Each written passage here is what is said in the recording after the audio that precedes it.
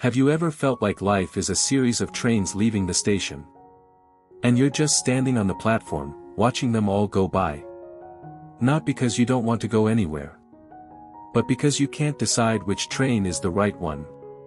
This was the quiet tragedy of a smart, sensitive young man. He had notebooks full of dreams.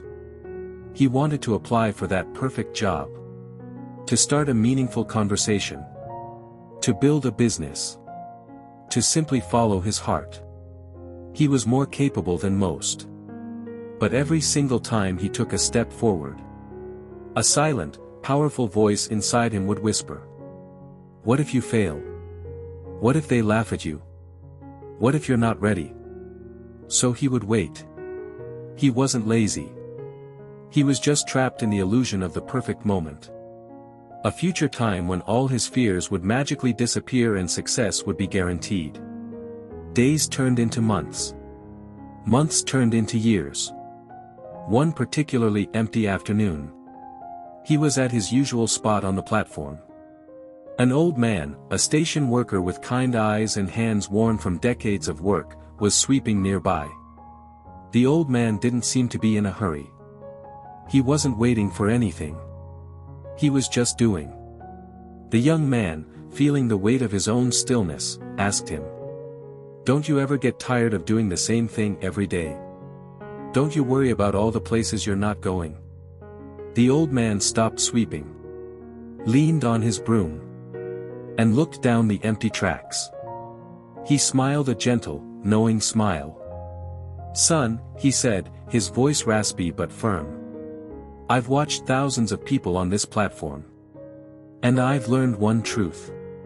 Most people don't lose because they fail. They lose because they never begin.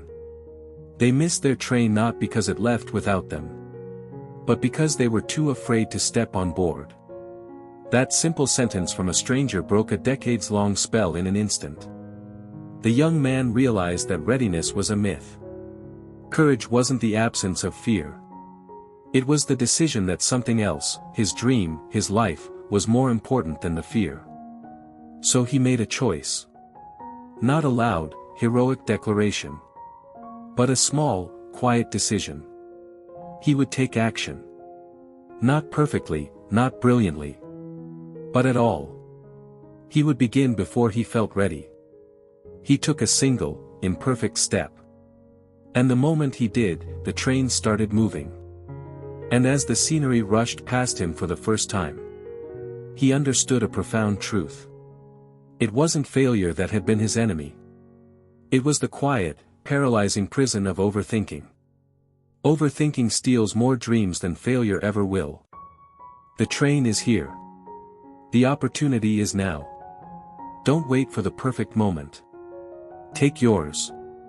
If this story spoke to you, share it with someone who needs to hear it. Subscribe for more weekly inspiration.